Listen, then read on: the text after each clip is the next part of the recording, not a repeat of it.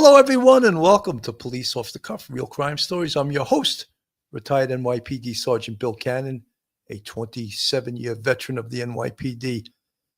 You know, folks, this Hannah Kobayashi case, I had my doubts early on. I was concerned that something nefarious could have happened to her, but there were certain things that just didn't measure up with me. And now I think the whole missing of Hannah Kobayashi was planned by her.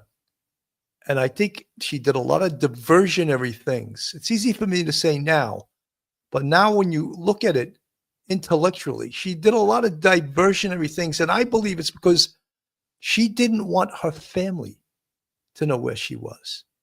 She didn't want her family to look for her. She didn't want her family to find her. And some of the biggest evidence is that, she just quickly, November 8th, she flies from Maui to LAX airport, misses her flight, even though she had 42 minutes to get to the transfer to New York. Her luggage goes to New York, but not her. Then she's seen in various different locations in LA between 11/8 and 11/11. All right. And then on 11/11, she goes back to LAX airport and picks up her suitcase. Oh, how convenient. She also had to call someone to make sure her suitcase was brought back to LAX. Then she's seen picking up a suitcase. Then the clincher is on 11/12. She's seen at the Union Station using her passport and cash to buy a ticket for a bus going to Mexico.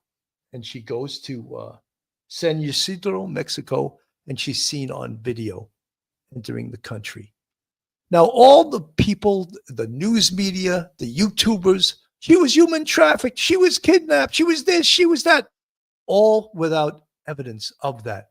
But that's what sells, all right? So they just run right to that. And to tell you the truth, I feel very sorry for the family, but I think they were not transparent either.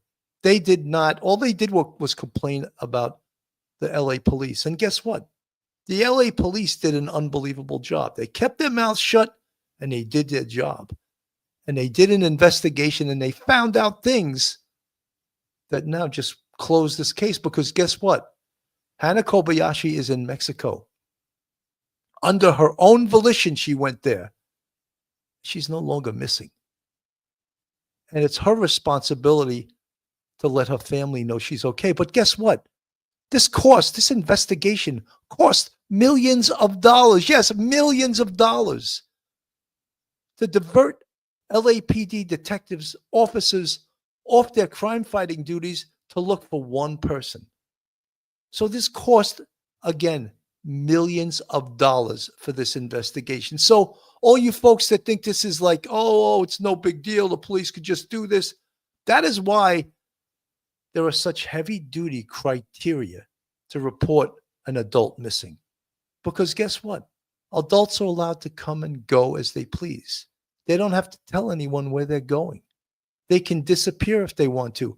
But because the family was so concerned, because the family raised the red flags of human trafficking, kidnapping, taken in by a cult, all things without any evidence. In fact, the gentleman she was seen with early in the investigation, the LAPD interviewed him with an attorney present, and everything he said was checked out, and he was cleared.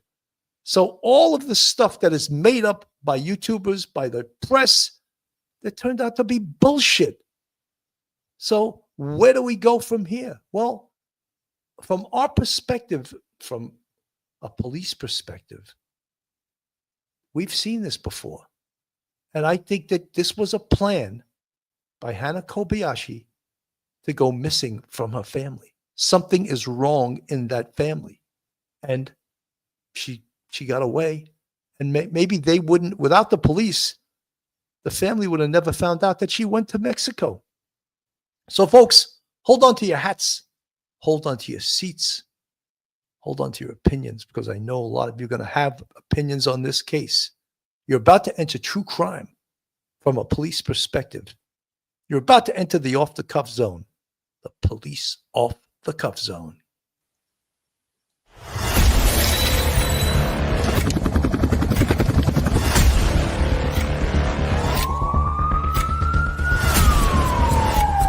There has to be some common sense.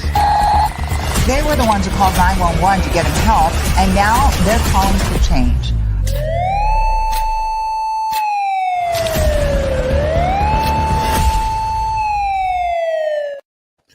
And now, a word from our sponsor. BetOnline continues to be the world's most trusted betting platform and your number one source for online betting. From the earliest odds to in-game live betting, BetOnline provides you with all the action and the ability to watch the games as they happen. With the largest selection of odds on everything from football, the NBA and college basketball, NHL to UFC. Head to BetOnline today and don't forget to use promo code BLEAV, BELIEVE, for your welcome bonus on your first deposit. BetOnline, the game starts here.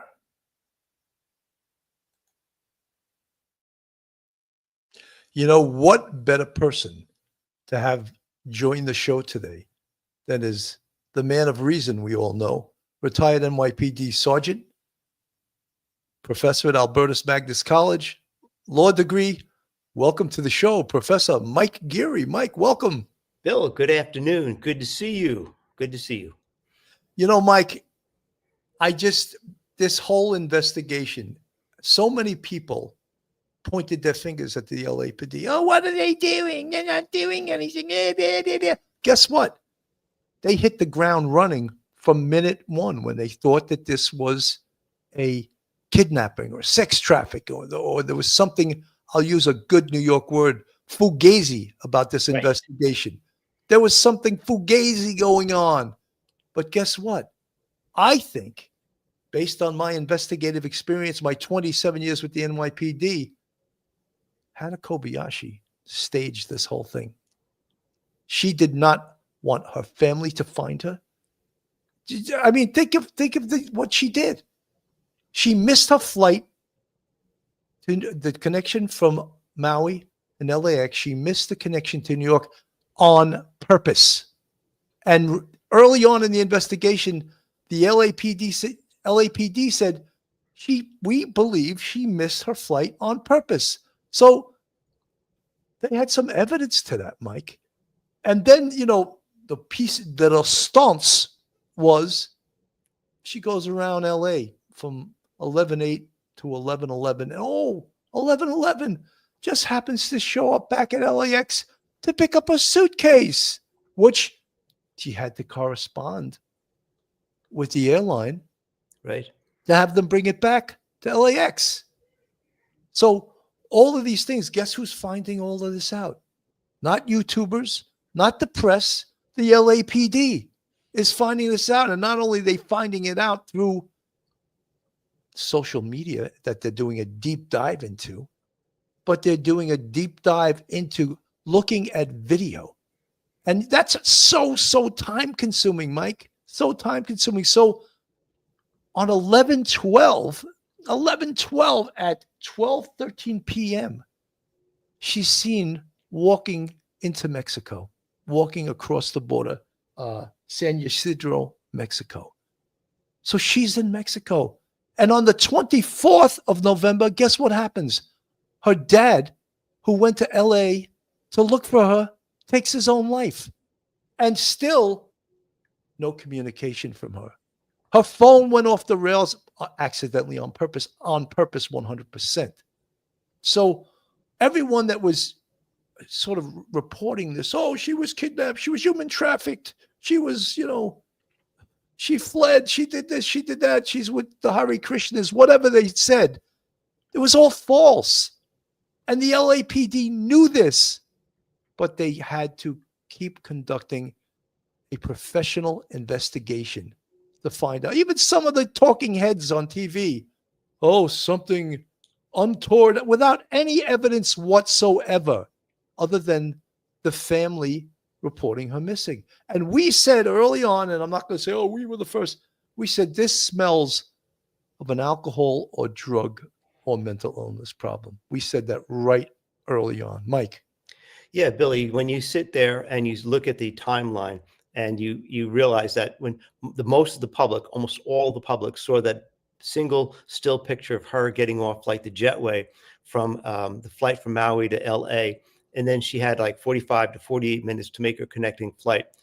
We didn't see any other still photos or any other video. And when you go to an airport, there's cameras everywhere down every single corridor. And the LAPD saw that. It wasn't shared with the public, but they knew early on, probably by looking and watching her travel through different parts of the airport, that she wasn't seriously interested in getting to New York, and that she really did not miss it. She intentionally diverted and made plans to go someplace else. I was taken in, and I will admit, I was taken in by what her aunt said about the text messaging being very strange and talking about having her ID stolen. I originally thought that she had just decided to take a detour for a couple of days, have some fun in LA, and then was actually a victim of some sort of, theft, and that she was in danger. But when you start to talk about it more, and you and I have talked about it more, you realize that that really wasn't the case. When you put it all together and you look at the timeline and you look at the text messaging, this was an intentional act, deviation going off. And the topping on the cake is that she's seen getting a ticket and then actually going into Mexico. Whatever danger or whatever pleasure she is engaging in right now, it's all voluntary. She wasn't kidnapped. So therefore, there was some little bit of maybe misleading going on, but perhaps that's due to a lack of information. The LA wanted to keep things really tight-lipped, and that's always a good thing. And so, the good thing is we know that she has not been kidnapped, abducted. Her life isn't in danger. This was totally voluntary, and it's good news for everybody like you and I and everyone else who's been speculating about what happened. 100%. Milwaukee civilian. First of all, thank you so much for your generosity, for your $75 super sticker.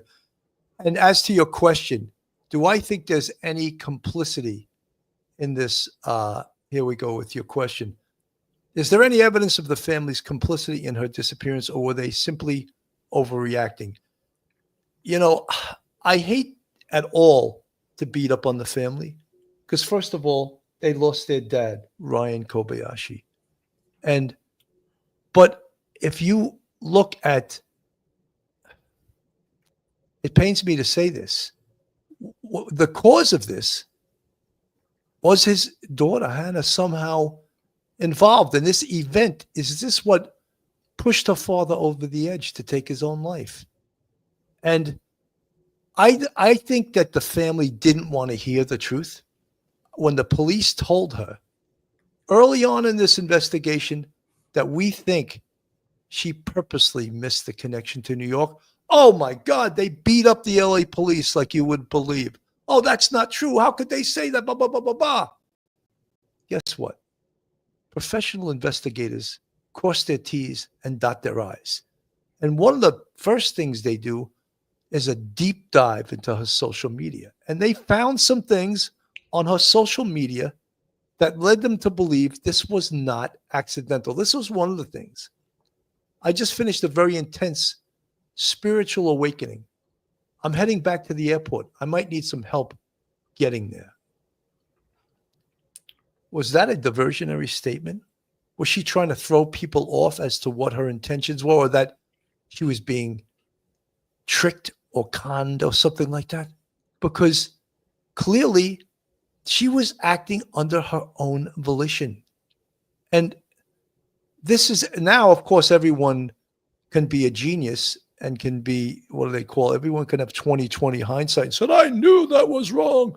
The only ones that said that we felt there was some fugaziness in this, maybe because we're from New York, was us. All right. We weren't buying the human trafficking. We weren't buying the kidnapping, especially as the details started to come out.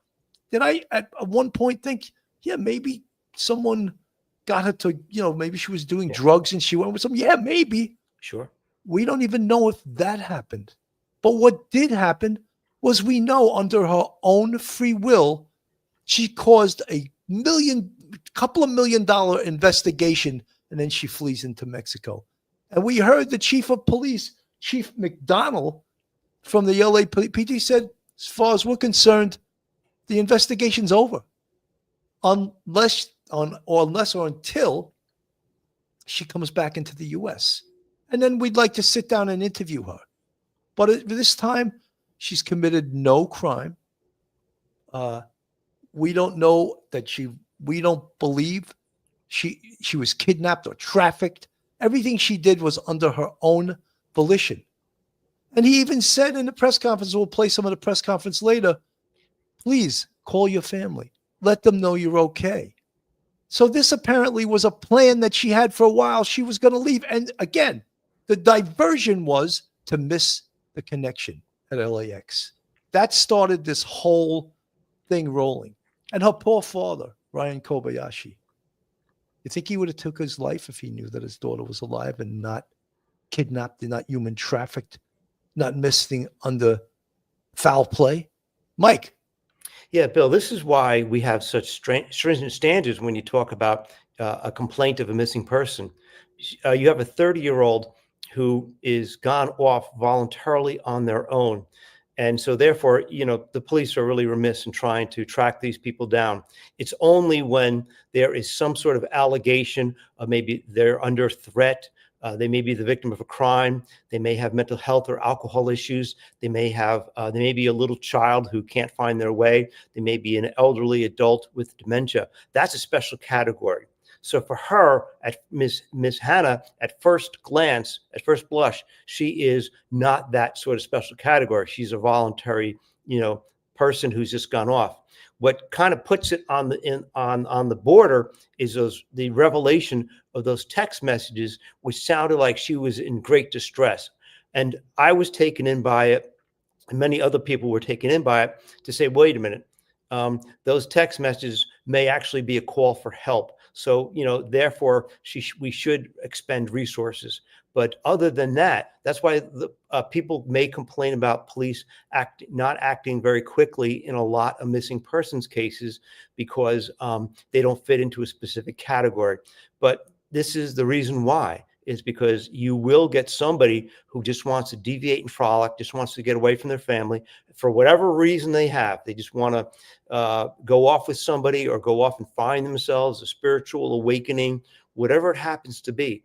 And it happens occasionally. And like you say, this is $1 million investigation. This took a lot of time and resources that were diverted from other already ongoing operations, and now and money and time and effort has to be expended on a person who really, other than the revelation of those strange text messages, she really was nothing more than a regular person who just voluntarily left. And sadly, the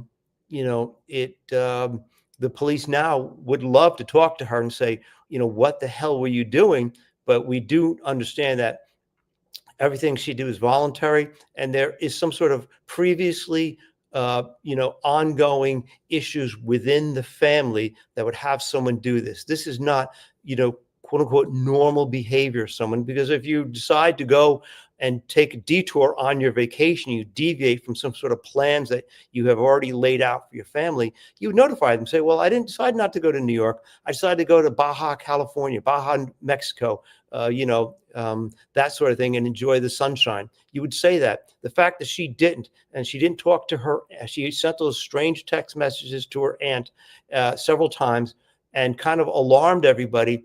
All she did was have to say, I'm fine, I'm having fun. She didn't do that. And really, it gets me a little bit angry, is that she's a 31-year-old. She's not a teen, an emotional teen. She's a 31-year-old lady, full-grown lady, that should have known better, that this would probably cause some sort of problem, and it did. Absolutely. Run the world from the chat. San Diego native here. If she crossed over by herself, she's very much in danger. You know, run the world. We as adults have, I always like this expression, we are masters of our own destiny. She has every right to cross over into Mexico by herself. Is she in danger? You say she is. I have no reason to doubt you. A woman traveling alone into Mexico, a man traveling alone into Mexico. You're by yourself. You don't know the people. But I think she set something up there. She's meeting someone there, perhaps. The other thing that I think shows the actus rea, the physical act, is that where's her phone? She purposely shut it off or purposely got rid of her phone. Because again, not to beat a dead horse, she did not or does not want her family to know where she is or went. So all of this was left for the Los Angeles police to find out through investigation. Claudia Lanzestoffer gifted one police off-the-cuff membership. Claudia, thank you so much for your generosity. Jacqueline Johnston manifested. Wait, the dad unalived himself over her fake disappearance. Yikes. I still feel he may have been involved in drugs. I hope I'm wrong. I think the catalyst potentially of him taking his own life was his daughter missing. That was the whole purpose that he flew from Hawaii to LA, was to look for his daughter. So without his daughter being missing, would he have ever come to LA? Doubtful. Claudia Landisava, welcome HB Girl 99 Joy for a month of membership. Thank you. Melanie Lang from the chat. So sad about her father. She should take responsibility for that as well.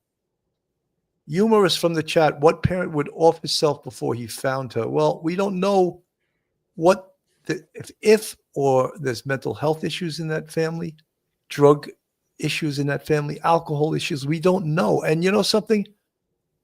The investigation into her being missing until or when or maybe never she comes back into the country, this case is closed. She left the country under her own volition. She's over 18. She's 31 years old. She's not even considered missing. The case, they stamp it closed. So Alexander Lawrence from the chat, the portable infinite, fraud.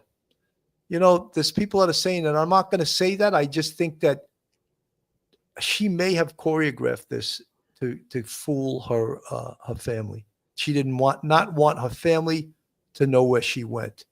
And that's disturbing, distressing. LT Haig, Lieutenant Haig, I understand millions and much time may have been unnecessarily spent.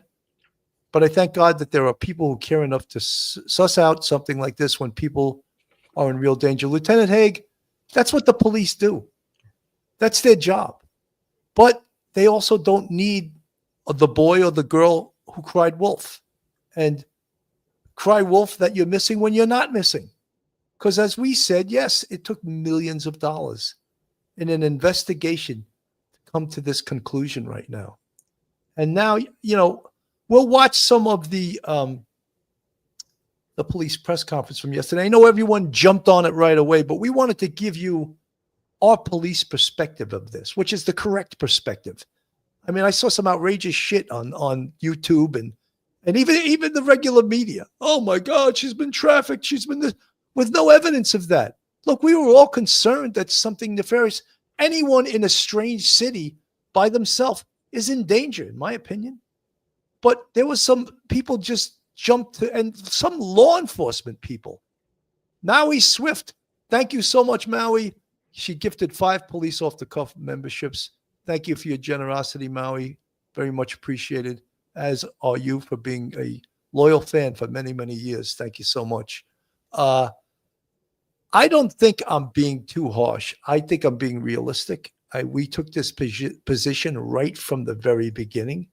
And it's sort of tough to tell the truth sometimes, you know, but the truth isn't always the most popular thing. But guess what? I think the truth is what is necessary here. I think the truth is what people want to hear. What happened to this young lady? And why did all these things occur? This doesn't make sense. That doesn't make sense. But you know what makes sense right now? That she did this. She choreographed this whole thing. That she invented the situation that made her family report her missing. Mike. Yeah, Bill, if there was some sort of better communication between her and her family members, this whole, thing would never have happened. I don't think anybody tried to commit any sort of fraud. I know some people blaming the family, saying they set up a GoFundMe page to get money to pay for, groceries and rent and things like that. I don't think so.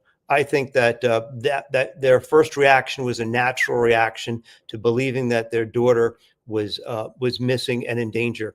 But I don't think this is the first time that sort of thing had happened. Maybe it had happened within the Hawaiian Islands, maybe happened on Maui. But I wouldn't want to call anybody fraud in this case. She disappeared, and that was really irresponsible not to let a family member know, even just one family member know where you are or where you're planning on going.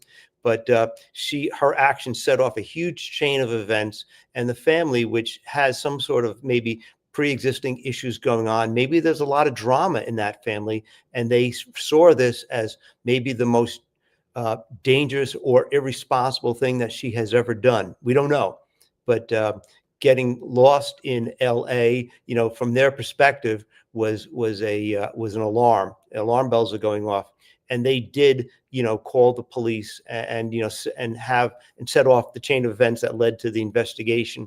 And they had a GoFundMe page, but I don't think the family was trying to commit any sort of fraud. I just think they, maybe in hindsight, they overreacted because they didn't know. If they had a little other information, this may never would have happened. But I do believe that this is not the first time that Ms. Hannah has ever, had some sort of issues that caused emergencies within the Kobayashi family. I think this is just the latest and maybe the greatest emergency that she has caused. Absolutely. Judy Moraes from the chat. 1, 2, 3, 4, 5. Evening, gentlemen. I missed the first half. Is she found? Yes, she is found. She was seen on video walking into Mexico, actually on November 12th. So when I first heard that, I would also like to know, when did the LA police know that? When did they know that they had the video? Because they physically went to Mexico. They physically went to Mexico. And again, Mexico's not that far away from California. They physically went there and liaised with the Mexican police.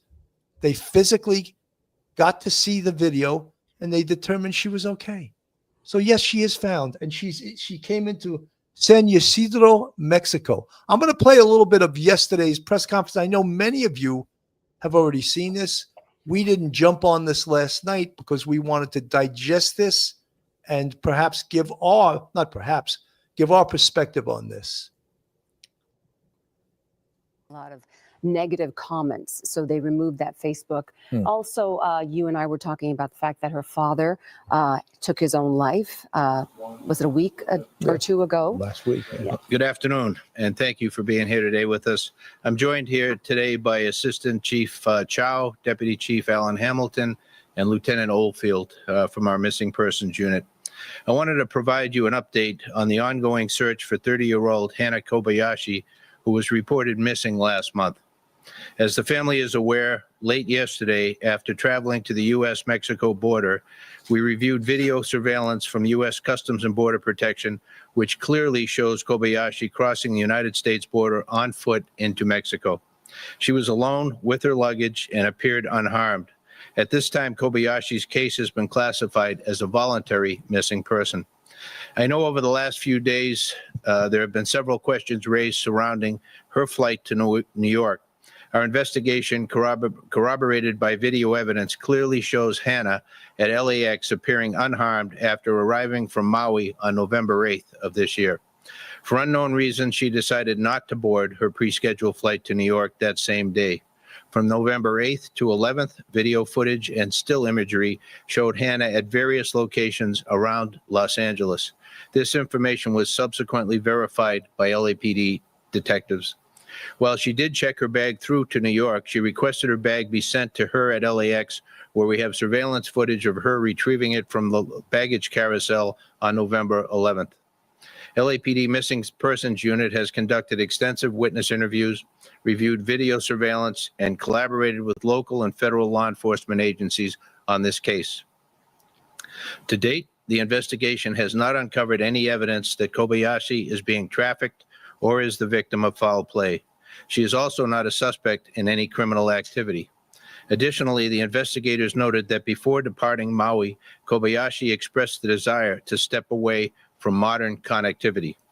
Our priority is ensuring Ms. Kobayashi's safety and well-being, and we urge Ms. Kobayashi to contact her family, law enforcement, or personnel at the U.S. Embassy to let us know that she is safe. She has a right to her privacy, and we respect her choices, but we also understand that the concern her loved ones feel for her. A simple message could reassure those who care about her. While the LAPD investigation will not continue into Mexico, if anyone has credible information about Hannah's whereabouts, please contact local law enforcement. If Kobayashi returns to the United States, law enforcement will be notified. The missing person case will remain active in the missing and unidentified persons system until her safety is confirmed by law enforcement. Anyone with additional information regarding this case may contact the Los Angeles Police Department at 877-LAPD-24-7 or 877-527-3247. Anonymous tips can also be submitted to Los Angeles Regional Crime Stoppers at www.lacrimestoppers.org. Let me open it up now if you have any questions. If I cannot answer them, if the detail is such, I will refer it to one of my partners. So some of those things, Mike, again, as we talk about the actus rea, which is the physical act involved in something, right? Right. She purposely missed the flight. I think that tells you everything. She purposely missed the connection. Okay, what was her intention there? To me, it was a diversionary tactic to not allow her family to know where the hell she was. And then between, and I'm repeating this because we mentioned this before, between 11/8, when she flew from Maui to LAX, and 11/11, she was going around LA. And that is where all the stories popped up. She's human trafficked. She's kidnapped. She's this. She's that. That was where all that narrative came from. But then let's talk about some things that shows that she did this on purpose. She goes back to LAX to get her suitcase. And she had to have called the airline to say, listen, my suitcase went to New York. I'm not going to New York. I need it to be brought back here. They do that. She goes. They verify she goes to pick up her suitcase from video at the carousel where she goes and picks it up.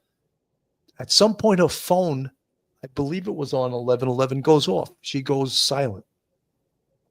11/12, as we all know, she bought a bus ticket, by cash, but presents her passport, takes a bus to Mexico, and walks across the tunnel in San Ysidro to Mexico.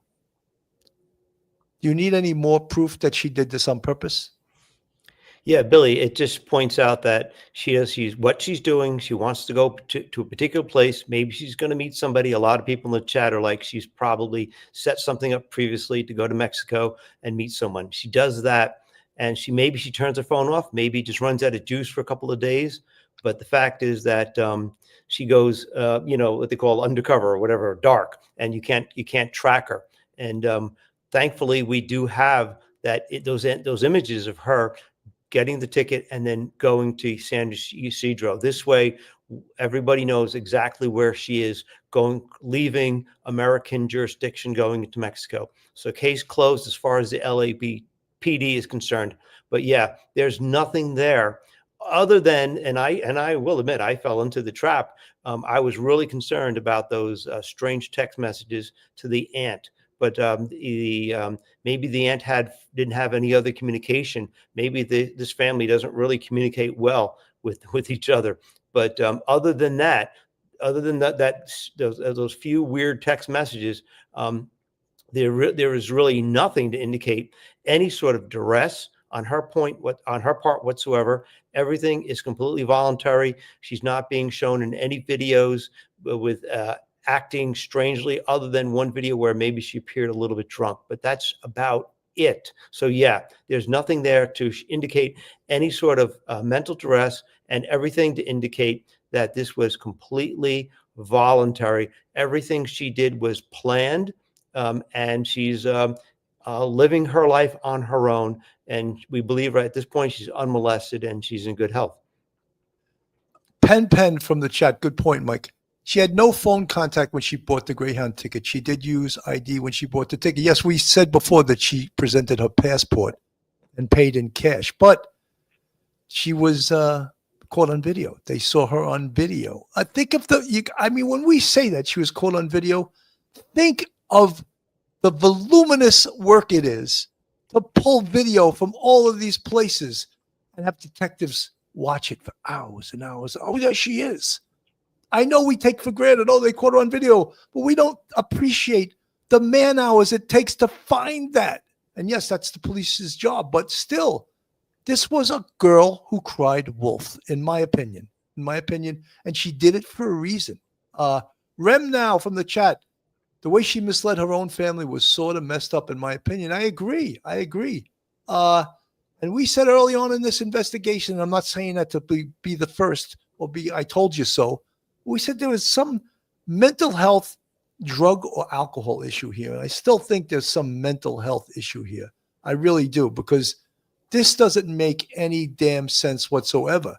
Mama Bear from California, citizen was just trying to help. We have to think of all scenarios. Mama Bear, I'm not criticizing anyone, but I think some people, maybe I'm referring to some content creators, throw out the sensational because that's where they're going to go with it. And I think you have to let the investigation. And yes, we thought that she was in danger. Yeah. Sure. But you know something? The police kept quiet because they were doing their investigation, and they found out things early on in this investigation that was like, okay, we're cool. Let's just keep our cool here because it's looking like she's okay. It's looking like she staged this.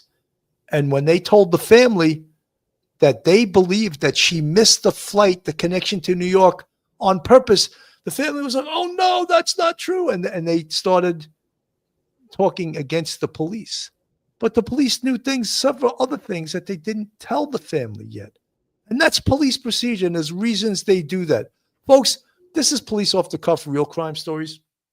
If you like real crime, true crime from a police perspective, you're in the right location. And you know something? As you can see, we tell it like it is. I'll get some hate in the chat, but that's okay. I had a lot of hate through my police career too. But we're telling you the way it is. We're telling you from a popo perspective, a police perspective. That's how they say police above 125th Street in Manhattan. Police, right? The popo. Anyway, so we're giving you the police perspective. Now, if you're not subscribed, hit that subscribe button on the screen.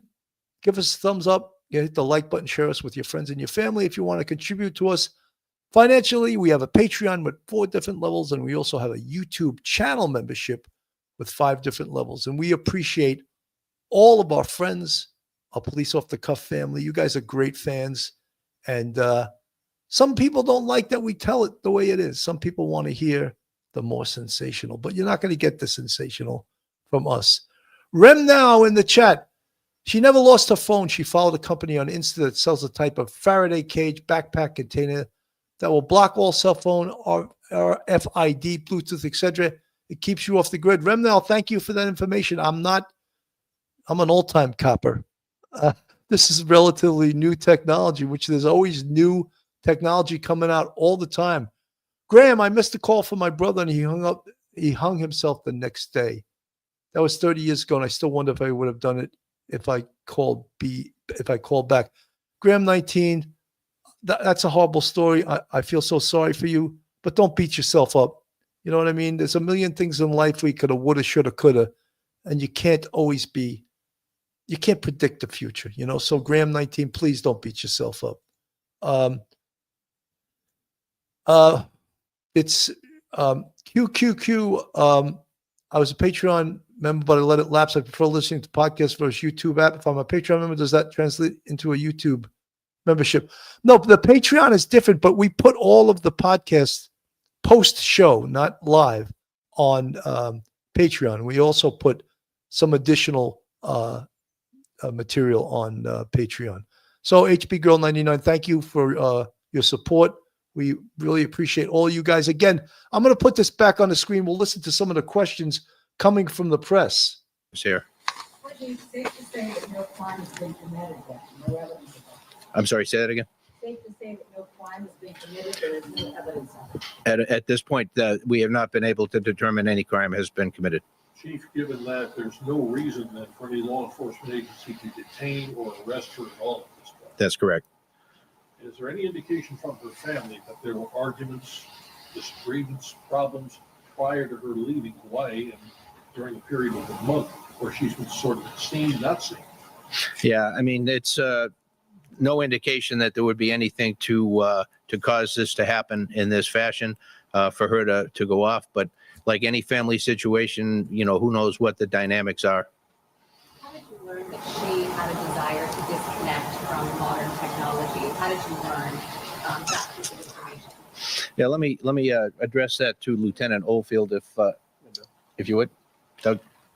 LT, your first and last name, please. Douglas Oldfield, Douglas, last name Oldfield, Oldfield. I'm the officer in charge of the Special Enforcement Section out of Detective Support and Vice Division, which handles the missing person unit. Good question.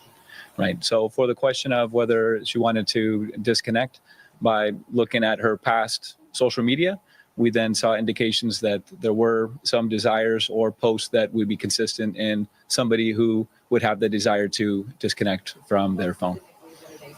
I think it's not something that I have available right now. It's just that was part of the investigation. Are we 100% right on that? We can't say, right?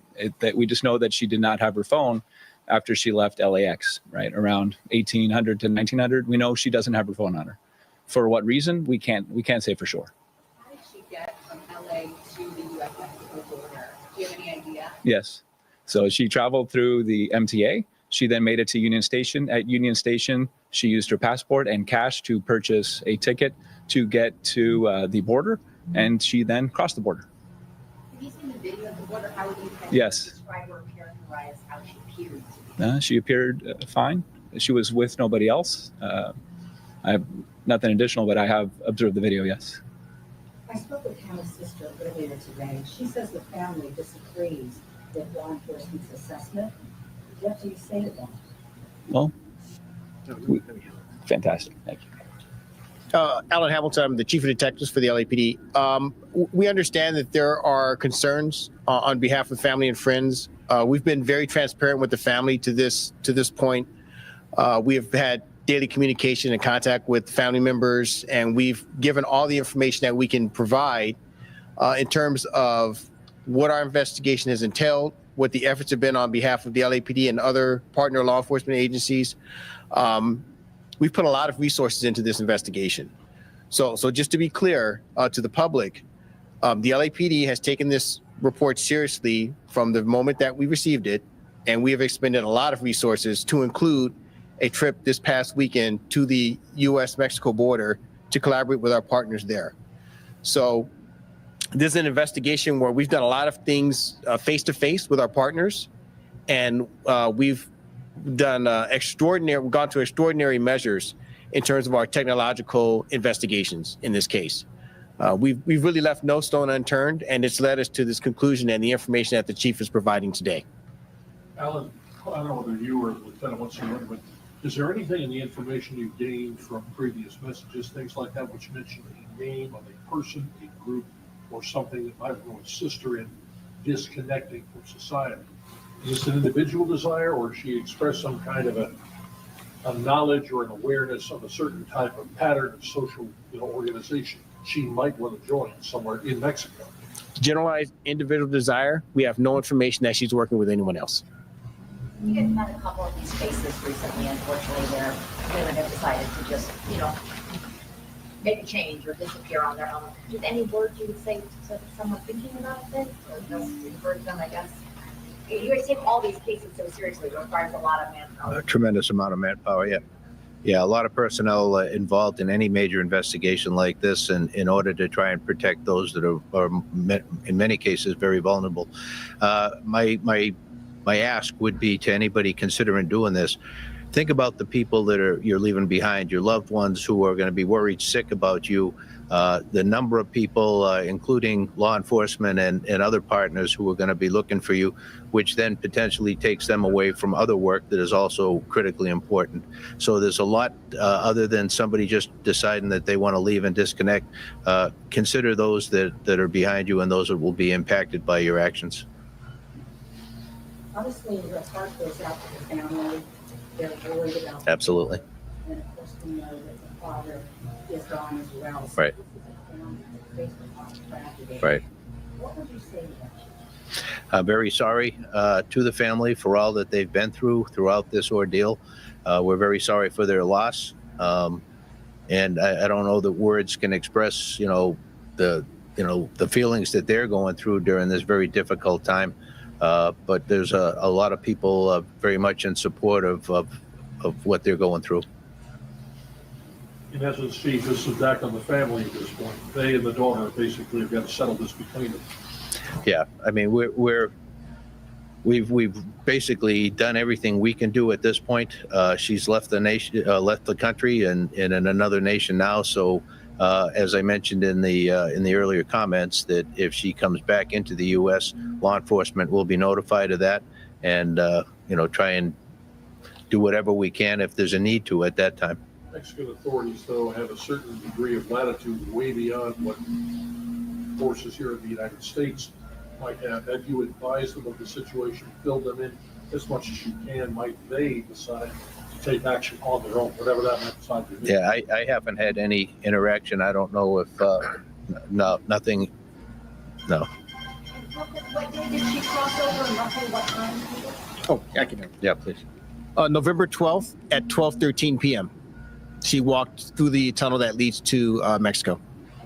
You know, when I first heard that, I was totally baffled that November 12th is when she walked through that tunnel and went to Mexico.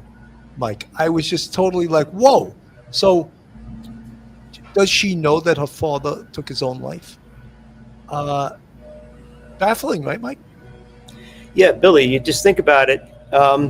If she is really totally just turned off the phone and is like, I'm not going to do any social media, I'm not going to talk to anybody, that would be kind of strange, because we are so attached to our phones. Even, you and I, in some ways we are, even though we're a different generation. But she seems like she must have known at some point. I would imagine she must have known there's something. You walk past a newspaper stand and there's a picture there. She had to know at some levels what her actions had triggered off, and that was a massive search. And she must have known, because it was on TV, and she must have seen some sort of images of her father in downtown LA. He was there for about 13 days before he took his own life. So I would imagine she must have known on some level, and she had some awareness of the situation that she had created. And that's the sad part about it, is if this had happened totally unintentionally on her part, and she said, oh my goodness, I better tell everybody to stop this, she could have done so, but she didn't. And that's the sad part, is what she triggered off was was an avalanche of different things from different people in her family, in the public, people on YouTube, people, in the public looking for her. People were out there, pounding the streets looking for her. What she did, she set off a firestorm, and unfortunately, she must have known what she did, but she didn't try to correct it. And that's the sad part.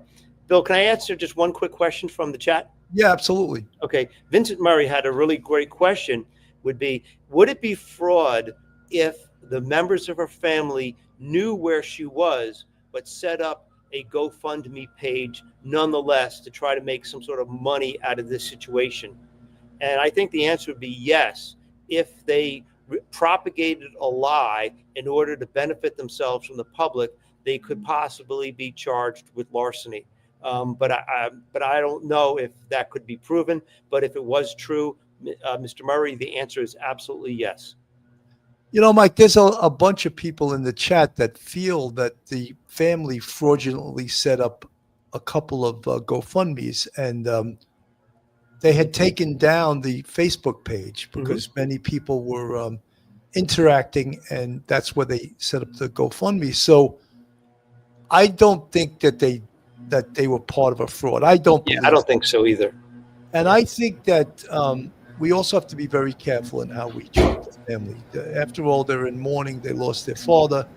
Now Hannah Kobayashi is voluntarily missing, as they would say. Right? Yeah, that's right. Yeah, so I think that it's possible, but I don't think the family did that. I don't think they would do that. That would be terrible to do, and I wouldn't try to impute any sort of criminal mindset to them. But the person I'm really angry at is Hannah herself, because she had to know within a couple of days, being in LA and sending text messages to her aunt, that the family would probably think that the worst had happened. Going into Mexico, why wouldn't you just text someone, said, I'm going to visit Mexico, and so that's a sad part. I would love to be the police, to be notified that she's just crossed the border from Mexico back into California. I want to be the police officer that takes her into custody and says, what the heck did you do? Why did you do what you did? Because there are a lot of questions still left unanswered about this thing that she created. Absolutely. Vincent Murray, now going to be a big issue with GoFundMe. Sarge, how do you feel about the $50,000 the family collected from Sherry Murray? I think the family used probably some of that money to travel from Hawaii to LA to search for her. So I mean, I don't think it was done fraudulently. I think that they legitimately didn't have money and they wanted to come to LA to search for their daughter, for their relative. So if people may think they fraudulently set that up, I personally don't, but because then we'd have to think everyone knew about this whole thing. If Katz had thumbs from the chat, yes, her unusual actions do indicate some sort of psych issues, in my opinion. But we out here don't know all the interpersonal issues she's dealing with. The family's just going to have to deal with this in family. If Katz had thumbs, very articulate, very well spoken, very well said, I actually should say, since it is a text. Deb Galloway from the chat. I've had issues with Tara Mama. I know I've had issues with mine too. I made them worry for many years, but thankfully never stopped talking altogether. I did have a great family, but in-laws gave me a different look. Guys, we all have family issues, all of us, but this isn't good. All right. She sort of staged her missing. She did some overt acts that led everyone to believe that she was missing and in danger. And she still may be in danger, even though they know where she is. She went into Mexico by herself. Could that be part of her overall plan that we're unaware of? Could be. Woman of Steel became a YouTube member. Well, thank you and welcome to the Police Off the Cuff family. Very much welcome. Karen Kennedy from the chat. I had a friend in the 1970s who, as a teen, ran away with her boyfriend to LA and was found murdered. I had a bad feeling about LA and single women. Imaginations go wild. Karen, I'm sorry that happened to your friend. But any of us that go into a strange city, a strange town, you're in danger. You're an outsider. And people aren't just going to welcome you with open arms. And the bad element in these cities, in these towns, they can read that like a book. They can see that you're an outsider. Game Fires from the chat, mental health. Tomorrow, man, this is a spoiled brat. We left everything behind her good, and your family just go party with some dude in Argentina. Game Fires, if you know something we don't know, I don't think that's the truth. Obviously, there's some issues with her family because she chose to do this. Pen from the chat. Exactly, they were transparent. It's the family, sadly, who continued not to want to listen and still not want to. You heard the person reply regarding the family right there to them. So, look, as far as I'm concerned, this case is over, as the LA police said, and Hannah Kobayashi is alive, and she's an adult, and she has the freedom to go about and to come and go as she pleases. Let me go back to the rest of the press conference. So it's she. In San Diego there? Yeah, she walked through the San Ysidro port of entry, and she walked through the tunnel that leads to Mexico, and that was at 12:13 on the 12th, 12:13 p.m. What about the text messages that she sent to her family before it went silent? It sounded as though she was in distress. Can you speak to her state of mind and what indication that gave to you? Yeah, we want me to address it. Yeah, if you would. So we can't speak to her state of mind. We are aware there have been some communications prior. We are aware of that communication, and we cannot necessarily interpret. I think some of the communication can be interpreted a number of different ways. So at this time, we're not able to interpret those communications without having Hannah present to explain, how she felt when she sent them and what the specific meanings were for those messages. Let's do one more question. Hannah was seen with an unknown person at Metro Station near the Crypto.com arena. Yeah. Any idea of who that person was? So the question was about the individual that she was identified traveling with on the Metro. We have identified that individual. That individual was cooperative in the investigation. That individual cooperated by allowing himself to be interviewed with his attorney present and family members. He gave a full disclosure of the entire sequence of events. We utilized independent investigative techniques to verify his story, and it fully checked out. What was the relationship? What was the connection? They met at LAX. All right. Thank you. All right. The LAPD. So that was an important little piece of information, because that was the information that, he was a cartel member. He was her kidnapper. He is, he's taking advantage of her. And the LA police found him, which is not so easy to do. They found him, interviewed him with his attorney present, and they cleared him as to any wrongdoing. So that is a thorough investigation. Find the guy that she was seen with, and they did. So all of the people that immediately said that guy kidnapped her, human trafficked her, he didn't. He didn't. And the LAPD, I can't say enough what a fantastic job they did. And they were super, super professional. And this was with all of the people, I shouldn't say all, but many people in the media, many podcasters were beating up on the LAPD. And guess what? They did a fantastic job. Mike. Yeah, Billy, people don't understand how many, when you have an interagency kind of investigation like this, you have Maui PD, you have the LAPD, you have LA County PD, you have maybe the FBI helping with some sort of technical assistance, like we had Taru in New York City. They contacted also their friends across the border in Mexico to get their cooperation. So this takes a lot of time, takes a lot of effort. They had to get information from different cell providers, companies like that. Third parties have to turn this information over. They spent a lot of time. Those detectives probably were working 12 hours on, 12 hours off, going through all that video. A lot of effort went into this case, and this case went on for 2 weeks. And so therefore, this was a lot of effort, a lot of time, a lot of money, a lot of resources. And at the end, maybe people feel unsatisfied because it ends with her just going to Mexico. But everybody now knows she's in Mexico voluntarily. What happens now after that, that's up to her. But LAPD and everyone else involved in this, all law enforcement, did their job. They did it professionally. They did it as quickly as they possibly could. And we have an answer to what happened to her. And I think that's satisfying. That should be satisfying enough to the public. 100%. Bob Cosmic from the chat. Greetings to the original dollar bill Cannon. Well, thank you. I used to be Bill Bradley from the New York Knicks. Professor Mike and all in the chat, hit the like button, subscribe, and share. Bob Cosmic, thank you so much. Thank you. Heather, whatever. You're right, hard to miss the news. Don't know what exactly that was in response to. Amber Gloria, I'm just saying there's got to be some serious reasons she doesn't want contact with her family. Amber Gloria, I think you're right. And we called that out early on, saying we sort of saw an alcohol or drug or mental illness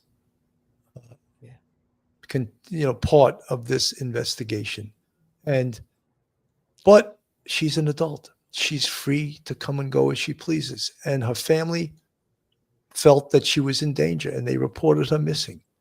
And all of the police knew right away in the investigation, and they let the family know. We believed on November 11th, on November 8th, she purposely missed the connection at LAX to New York. And the family didn't want to believe that.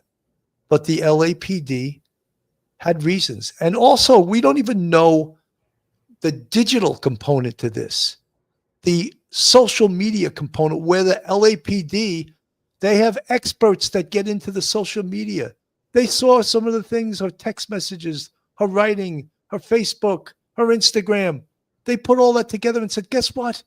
She purposely, or they put it a different way, she went missing under her own volition. So she was really never, ever missing. Let me play this quickly.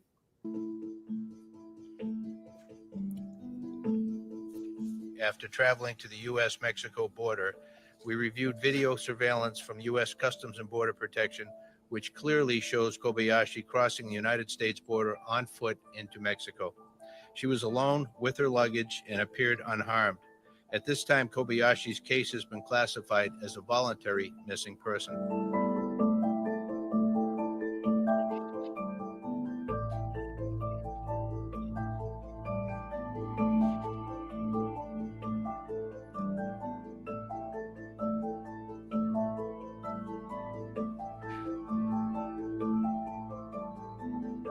Again, this got national attention, this case.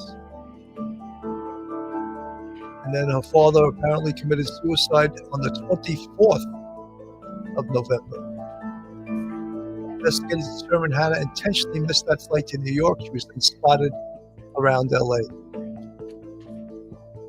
Police say she took a bus to the Mexico border. They didn't just say it, they have proof that she did. LAPD will not continue their missing person investigation if Kobayashi returns to the U.S. What they will do is they will debrief her, but they will not continue the missing person investigation because she's not missing. They know she's not missing. She did all of these things under her own volition, and she is not missing at all. Mike. Yeah, Bill, it is puzzling, and there may be some issues, as people have said in the chat. There's issues maybe between her and her mother, her and her father, family members in the aunt who was living in California, that, it's private matters that within families, there's always going to be tensions. And maybe she just wanted to get away from family and go on her own. She did it in a most unusual way and frightening way for people who loved her, and caused this firestorm of an investigation. But we do know that she's well as of the end of November, when she went across the border, and she was seen on the border, unaccompanied, unmolested, all on her own volition.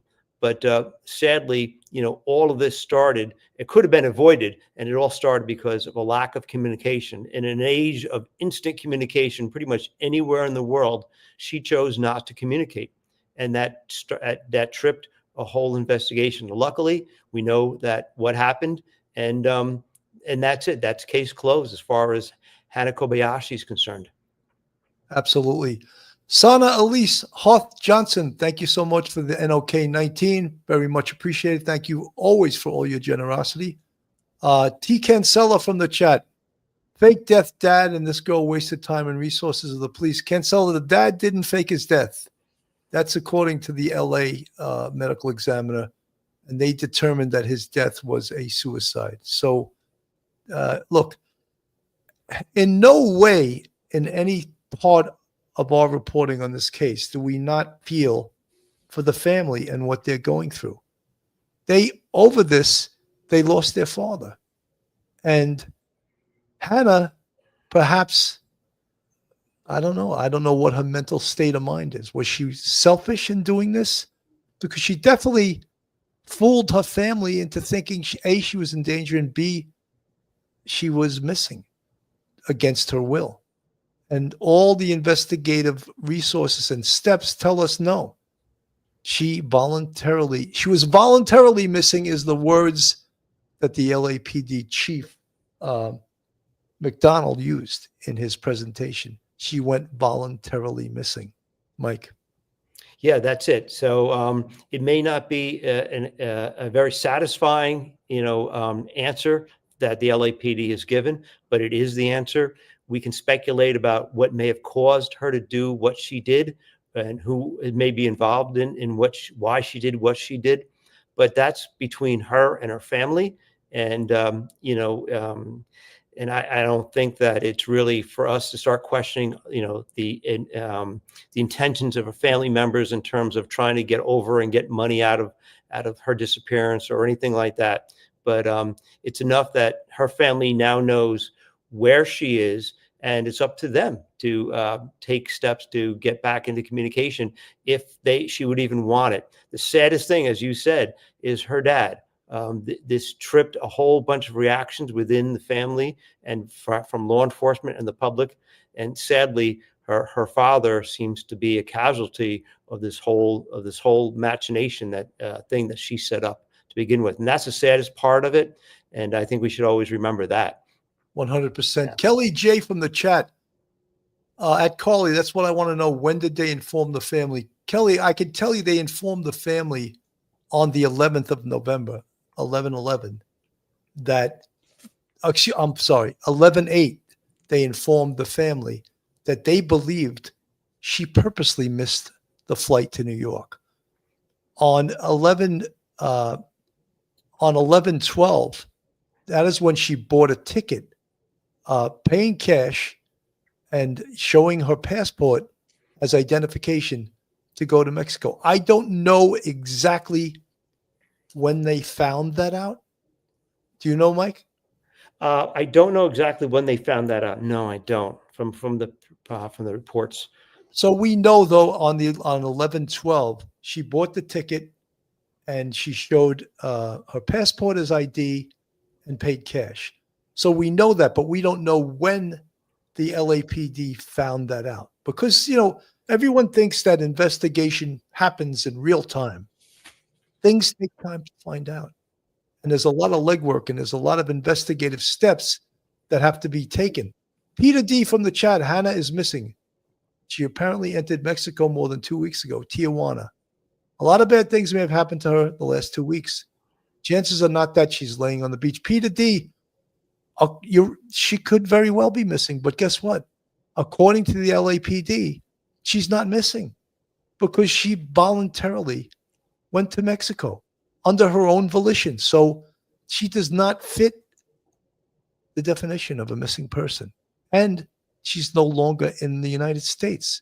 So their position, and we heard Chief McDonald say, according to them, the case is closed.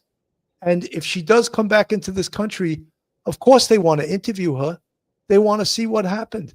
But they closed the case. They're closing this case. Denise from the chat. Truth seeker, I would say so. Something happened with her and she decided running was the answer. Look, all of us have family problems. All of us don't live in the perfect bubble in this world. What made her run? What made her flee Hawaii? We don't know. We don't know. But she's an adult and she's free to do so. And we don't know why she fled. California. Hello, and thank you so much for joining us. I am Wale Aliu. 30-year-old Hannah Kobayashi has been missing most of November after she landed at LAX last month and failed to get on her connecting flight to New York. Kobayashi's family has been searching for her ever since. Today, LAPD releasing new details on the case, saying surveillance video shows Kobayashi willingly crossing the border from San Ysidro into Mexico. ABC 10 News reporter Prola Shaheen breaks down the timeline of the woman's disappearance. This woman has been missing for about a month. Los Angeles police tracking her every move. And we've just learned that 30-year-old Hannah Kobayashi was here just 2 weeks ago, walking into Mexico by herself at the San Ysidro port of entry. An investigation that gained national attention brought Los Angeles police all the way to the San Diego border. On Monday, LAPD revealed that a missing woman from Maui recently walked through the San Ysidro port of entry to leave the country. Her family has been searching for her for about a month. Your mind goes to abduction, it goes to trafficking, and we're just terrified. We're terrified. 30-year-old Hannah Kobayashi was supposed to fly from Maui to New York to see her aunt on November 8th. She had a connection at LAX, but never got on the plane from Los Angeles to New York. Hannah's family says they received odd texts from her. One message saying she had a spiritual awakening. Other messages saying hackers wiped her identity and stole her funds. The last time anyone heard from her was November 11th. I don't think anyone knows the feeling of urgency unless you have a family member that has disappeared. Love you, Hannah. I miss you. And don't be afraid to call. You know, if you can, call, please. Hannah no longer has her phone, but LAPD found footage of her walking around Los Angeles. Police say her checked bag flew all the way to the East Coast, and Hannah requested that it be sent back to her at LAX. Police have video of her retrieving her bag on November 11th. The next day, police say she took a bus to San Ysidro and crossed the border on foot to Mexico. She was alone with her luggage and appeared unharmed. LAPD Chief Jim McDonnell says they still don't know why Hannah did any of this, but they don't believe she's the victim of trafficking or foul play. To anybody considering doing this, think about the people that you're leaving behind, your loved ones who are going to be worried sick about you, the number of people, including law enforcement and other partners who are going to be looking for you, which then potentially takes them away from other work that is also critically important. From social media posts, detectives believe Hannah wanted to step away from modern society. They're calling her a voluntary missing person, which means she disappeared on her own free will. Los Angeles police say they will not continue the investigation into Mexico, but if Hannah returns to the United States, law enforcement will be notified. So that is one of the clearest reports I heard so far in regards to this case. Mad chatter from the chat, Mad Chatter 102. Yeah, but how about getting charged with something? This is no different from Sherry Papini or that lady who said she saw the baby on the highway and faked her kidnapping, in my eyes. Mike, you want to answer that? Yeah, Billy, I don't think that there's a crime here involving Hannah, although what she did was totally irresponsible. She didn't, this all started from a lack of communication with the family. She didn't make a police report herself, like which would be a felony, depending, I guess, what state you're in, a felony and misdemeanor. She didn't initiate a police report, but what her actions did was initiate other people to contact the police. So I don't see that she did any sort of criminal activity at this point. I don't think her family is engaged in any sort of criminal fraud activity whatsoever. I don't see anything to indicate that. So, but if someone had done something like fake a kidnapping and file a false police report, that's a totally different story. So, there may be some similarities with, things that turned out to be perhaps fake and unwanted and overreaction by police or by family. But in this case, no, I don't see any sort of criminal act by Hannah or her family at this point, knowing what we know at this point. Absolutely. Elizabeth Vasquez, I don't think Hannah is responsible for her dad's decision to end his life. No, I wouldn't say she is either, but I would think that you would feel guilty about it, that, potentially she was the straw that broke the camel's back there. Kimmy Jack from the chat, I don't believe she didn't see the news. There are so many ways to be online and not using her phone. it's me, Mike. Now she may end up in danger and no one will care. No, well, I don't, people will care, but again, she's in another country. The LAPD is not going to Mexico to continue this investigation. Izzy, I was in a border town at night with a female friend once, and a guy came up to us and told us we shouldn't be in that area, that it was too dangerous. We were tall, blonde, blue-eyed, 20-somethings. You know, Izzy, I was in a unit called Street Crime in 1988, and we used to walk the Deuce. The Deuce was 42nd Street from 8th to 9th Avenue. 7th to 8th. And that was dangerous as hell. And we were in plain clothes, and people would try to rob us.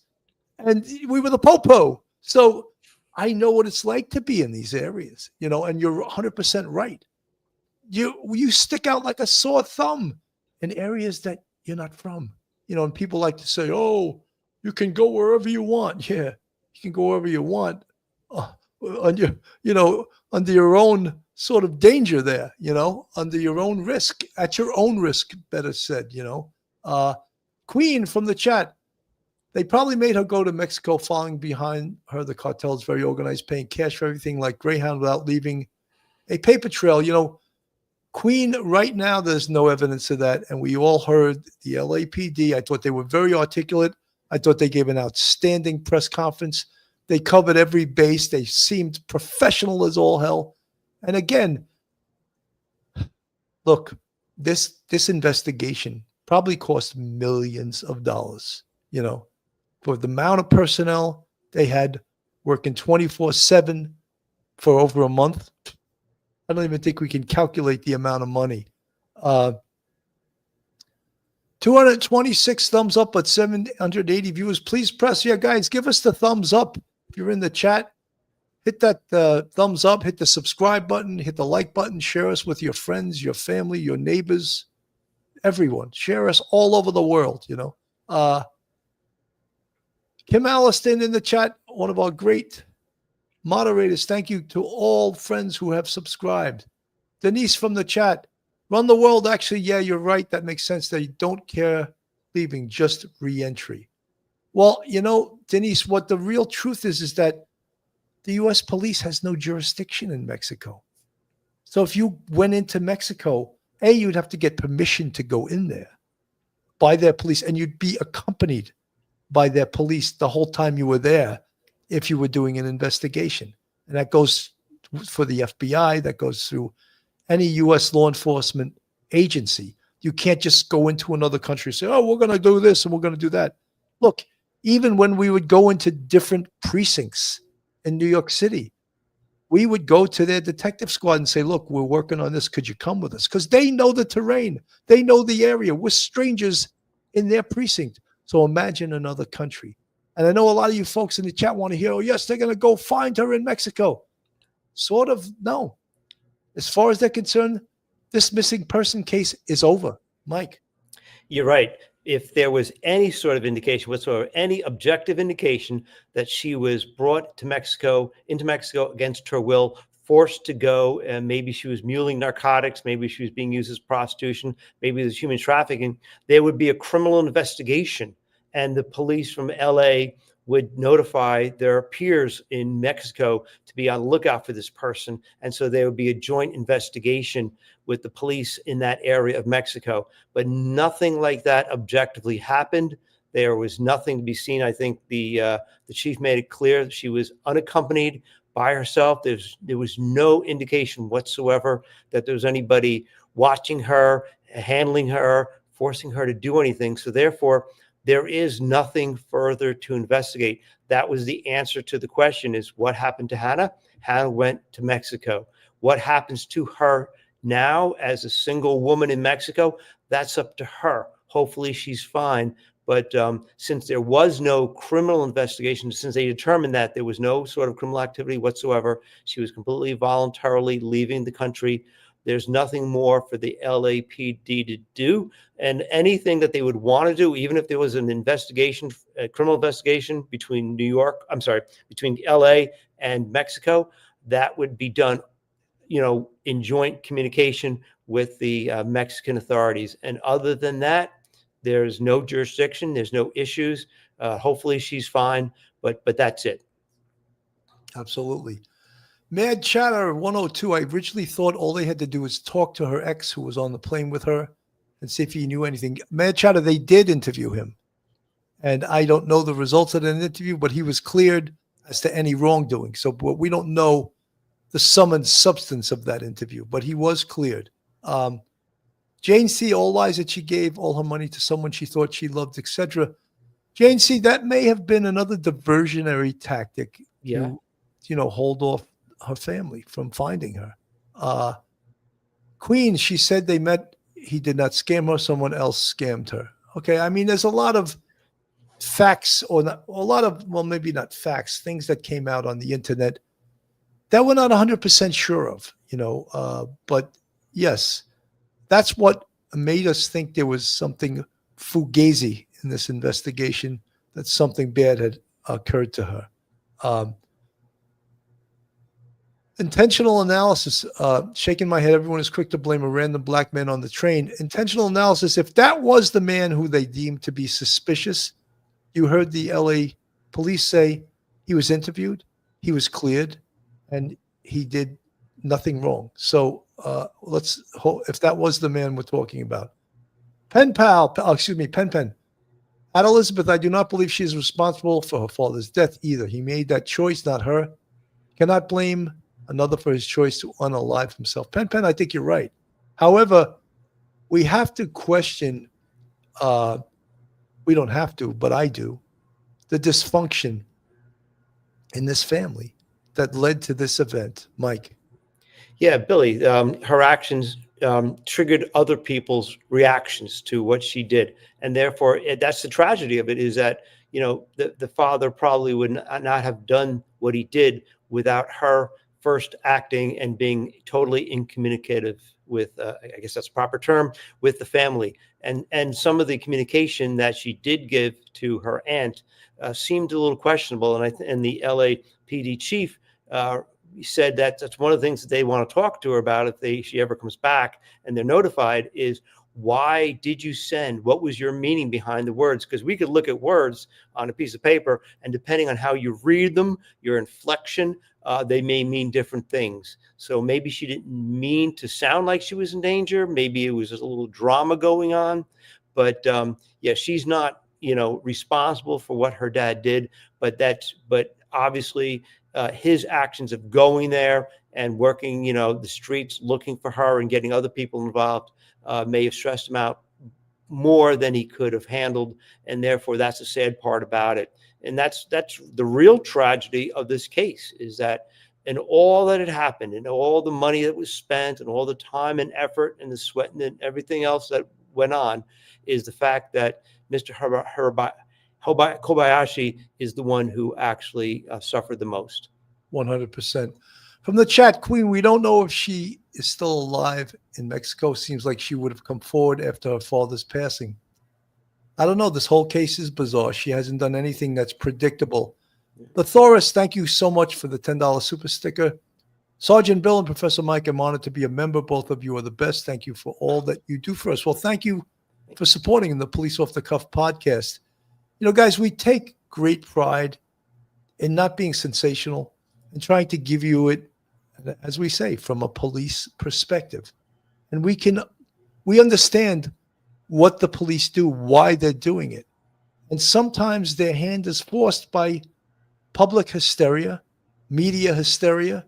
But look how articulate they were and how straight on with this investigation, and what a great investigative job they have done with this case. And it answered pretty much all the questions we had, all the questions about her missing, all the questions about her being voluntarily missing, which is the first time I've heard that term. But the chief articulated that very well. And I thought the whole press conference that the LAPD put forth was outstanding. I think they answered everyone's questions, including a few dumb questions from the press.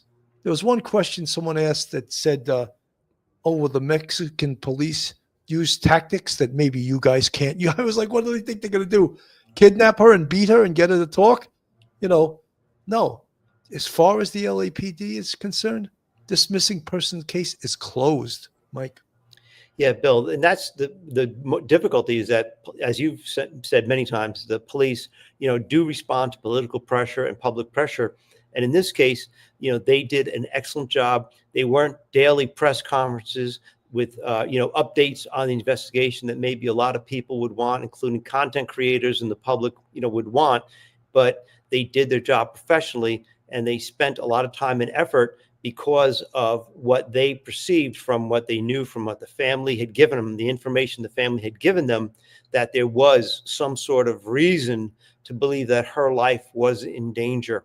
And they did that job professionally in response to that sort of information given to them. They kicked off an extensive investigation.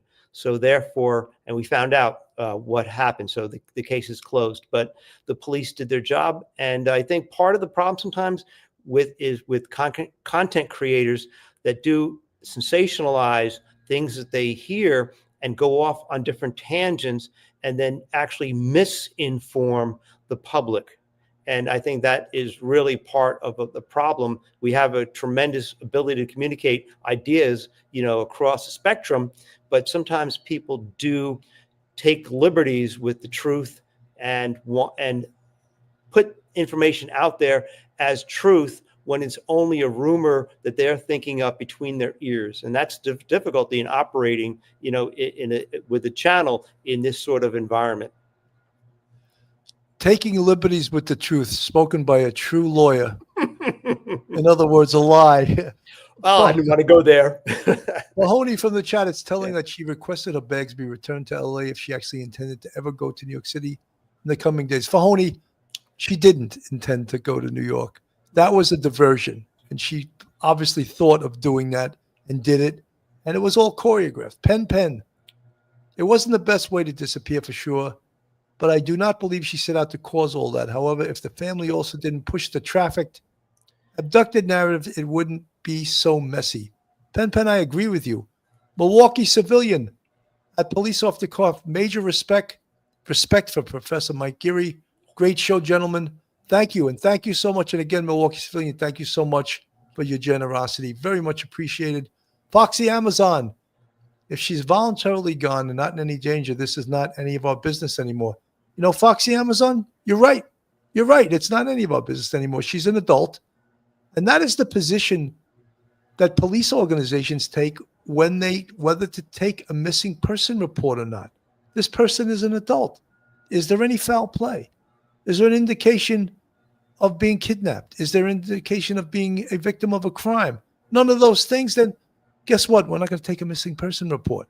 And I think there was probably a lot of pressure in this case for the LAPD to take a missing person report because of how the family thought, and the family was reporting this and all those concerning text messages, the fact that she missed the flight to New York, the fact that her phone was off or missing.